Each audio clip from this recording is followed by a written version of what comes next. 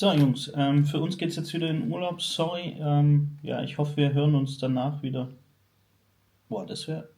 Ja, ich habe ja keine Playstation im Wohnmobil. Ja, ich weiß, wir sehen uns echt selten, aber ja, das ist die einzigste Möglichkeit, ja. Ja, ihr habt recht. Ich baue eine ein. Ja, let's go.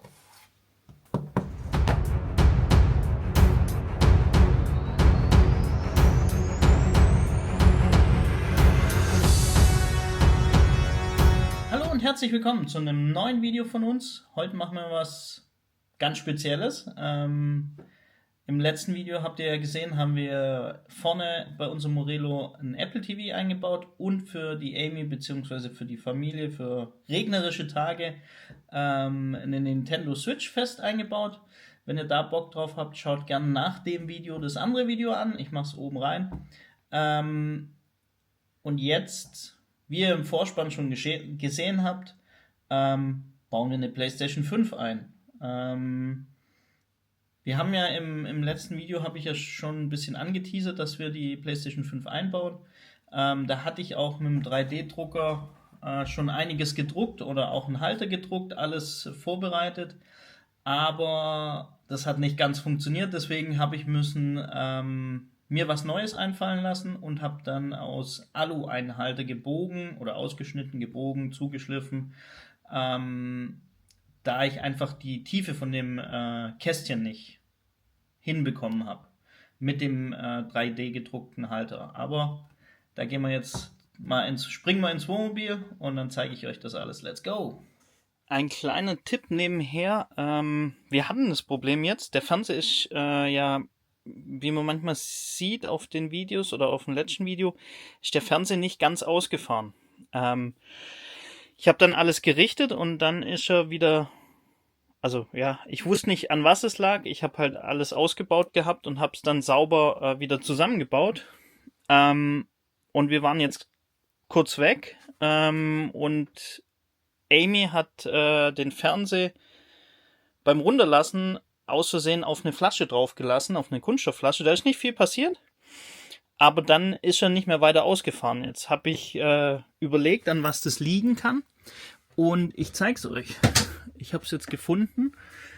Hier ist der Endschalter. Ich hoffe, ihr seht's. Und wenn der runterfährt, das sieht man jetzt bei unserem auch, und sprich, wenn der hier gedrückt wird und bis an den Endanschlag fährt, dann fährt er nicht weiter, dann hört er auf. Aber wenn die Stange hier unten verbogen ist, das heißt, es fährt auf was drauf und die verbiegt es minimal, weil die ist sehr, sehr instabil, muss man ganz ehrlich gestehen. Dann, wenn er zu der Seite von dem Klicker rüber verbogen ist, dann hört er früher auf, runterzufahren und dann fährt der Fernseher nicht ganz runter. Also könnt ihr ganz einfach lösen, wenn ihr das Problem auch habt. Einfach die Abdeckung hier wegnehmen. Hier schauen, ob der Endschalter richtig runterfährt und dann habt ihr das Problem auch gelöst. So, wir haben ja das letzte Mal alles Mögliche reingebaut und das sauber aufgeräumt. Hier haben wir ja mit den Steckdosen und alles gemacht. Jetzt geht es ja an die PlayStation. Viele fragen sich, oh, warum brauchst du eine PlayStation im Wohnmobil? Ich kann es euch ganz genau sagen. Das Problem ist, beziehungsweise das ist kein Problem.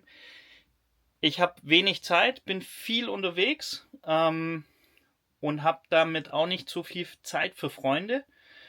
Und wenn ich mal im Wohnmobil bin, ich bin nicht einer, der früh ins Bett geht, ich brauche nicht viel Schlaf. Meine Ladies gehen relativ früh ins Bett, beziehungsweise Amy sowieso. Und ich liege dann wach im Bett sozusagen und deswegen nehme ich die PlayStation mit. Da treffe ich mich dann mit Kumpels und spiele mit denen ein bisschen was und so halten wir halt Kontakt, wenn wir uns auch nicht so oft sehen können, weil ich es einfach zeitlich nicht schaffe. Das ist der Grund, warum ich eine PlayStation mitnehme. Ich hatte sie bisher immer unten stehen, sprich unterhalb vom Fernseher. Dann musste er aber immer abbauen oder halt ins Eck stellen. War halt immer im Weg und ist keine saubere Lösung. Und deswegen habe ich mir gedacht, ich baue mir das hier, so wie auf der anderen Seite die Nintendo Switch. Mittlerweile haben wir die ja, da könnt ihr gerne das Video davor anschauen, da haben wir die eingebaut. Wir haben sie jetzt schon im Urlaub ein paar Mal benutzt. Macht echt Spaß, weil man ja zusammen mal ein bisschen was spielen kann. Amy spielt sowieso so gut wie gar nicht, nur ab und zu bei der Fahrt. Sie hat eigentlich am Tag, darf sie eine halbe Stunde spielen, aber macht sie eigentlich selten. Und so war es jetzt ganz cool, so konnten wir Mario Kart zu dritt spielen. Ja, auch mal ein bisschen Action dabei, nicht nur immer Brettspiele. Apple TV hat sich sowieso bewährt, richtig cool. Und jetzt müssen wir, wie gesagt, die Playstation noch einbauen. Brett haben wir zugesägt. Halter habe ich auch schon gedruckt, hole ich gleich raus. Und dann holen wir die Playstation hierher. Und dann geht's los. Genau. Das Blech habe ich dann so zugeschnitten, mache dann 5 Schrauben rein, dass es hier fest ist. Habe dann hier die Zuschnitte gemacht. Hier unten, klar, die Biegung, dass nicht hin und her rutscht beim Fahren. Und mein Gedanke, dass es oben zugeht, werde ich jetzt hier noch eine kleine Schraube reinmachen. Hier. Wo ich dann oben hin mache und dann mit einer kleinen Mutter oben festmache, sodass die Playstation oben nicht rauskippen kann. Das muss ich als nächstes machen. Dann werden wir das schwarz lackieren. Oder vielleicht weiß. Schwarz, weiß, weiß noch nicht. Mal gucken, was cooler aussieht. Und dann können wir das festmachen. Ich würde sagen, let's go. So. Halter ist angebracht. Sprich, hier über die Mutter kann ich das fixieren. Wenn ich es wegmachen möchte, muss ich die Mutter bloß aufmachen und kann es dann rausnehmen. Da kann man noch überlegen, eine Flügelmutter, aber ich habe nicht ganz so viel Platz nach oben, weil der Schrank nicht ganz so groß ist. Genau, so nehme ich es raus. Und dann kann ich die Playstation rausnehmen, falls ich sie dann irgendwas mit hoch oder mit ins Haus nehmen möchte. Oder. So, ich würde sagen, wir lackieren das Ding. Und dann können wir es endlich aufs Holz anbringen und dann geht es weiter. So, Halter habe ich in schwarz lackiert. Funktioniert auch echt gut, hebt auch alles. Zusätzlich habe ich hier den Halter montiert für die Kopfhörer und drunter für den Playstation-Halter oder für den Controller. Alles 3D-Druck. Hier oben war der übrige Halter von der Playstation, den ich dafür gedruckt habe. Leider gibt es ein kleines Problem wieder, das habe ich auch nicht wirklich bedacht. Ich wollte es gerade reinschieben. Jetzt habe ich das so weit wie möglich natürlich hier rüber gesetzt, weil ich gedacht habe, okay, dann passt hier alles schön hin. Aber ich habe die Rechnung ohne das Scharnier oben gemacht. Sprich, wenn ich es oben reinschiebe, drückt das Scharnier gegen die Playstation. Sprich, ich muss so 3 cm weiter darüber, also nochmal alles weg. Den Halter 3 cm weiter rüber festmachen und dann sollte das hoffentlich funktionieren. Was ich, wenn wir da höher gehen, werden wir es dann schauen, ob es reicht, dass die Klappe zugeht. Weil wir aktuell, wenn man hier schaut, sieht man ja, steht es ein bisschen über. Aber wenn es einfach wäre, könnte es ja jeder machen. Deswegen nochmal weg, weil es so schön war und dann setzen wir es rüber. Let's go.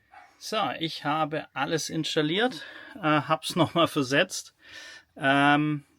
Jetzt geht es fast ganz zu, es fehlt so ein ganz kleines Stückchen, das ist ein halber Zentimeter. Das heißt, ich werde es jetzt nochmal wegmachen und muss da gewinne ich minimal, wenn ich hier noch ein Stückchen von dem Halter wegmache, also so wegflex. Und dann hoffe ich, kriege ich die Klappe zu. Weil an sich sieht es ja, ich finde es cool. Vor allem, wenn man jetzt die andere Seite mit aufmacht, haben wir hier, die sind nur geklettet, also deswegen ist das nicht gerade. Aber dann haben wir hier die Nintendo Switch und Apple TV. Hier haben wir die Playstation drin, mit Controller, Kopfhörer, alles hier. Und zum Laden kann ich dann hier einstecken. Also hier rüber über die Playstation, beziehungsweise kann ich jetzt noch ein Kabel, habe ich ja hinten integriert, noch einen USB-Stick, USB-Stecker, dass ich es von hier hinten raus und dann hier rein, dann kann man Kopfhörer und Controller da drin laden. ohne dass man es sieht. Und wenn dann alles zu ist, bis auf, ja, wenn es dann zugeht, das mache ich jetzt noch gleich, ändere ich gleich noch, sieht man von außen einfach nicht, dass wir, also sieht es wie ein normaler Morelo aus. Ja, also das nochmal weg. Ich glaube, da muss ich euch nicht mitnehmen. Es ist extrem warm hier drin. Wir haben heute echt eine extreme Hitze, deswegen schwitze ich auch so. Ja, ich hoffe, euch hat das Video gefallen. Ein bisschen außergewöhnlich, eine PlayStation 5 also ich habe die Slim-Variante, auch wegen der Stärke, klar, weil da oben nicht viel Platz ist. Ein bisschen außergewöhnliches Video mal, aber ja, ich finde es ganz cool entweder für die Puppies oder für die jugendlichen Kinder oder Jugendlichen, die gern mal eine PlayStation dabei haben wollen und die fest eingebaut haben möchten. Eine kleine Alternative, wie ich es mache, wie ich es eingebaut habe. Lasst gerne einen Kommentar da, ein Like da. Wir sehen uns. Macht's gut. Ciao.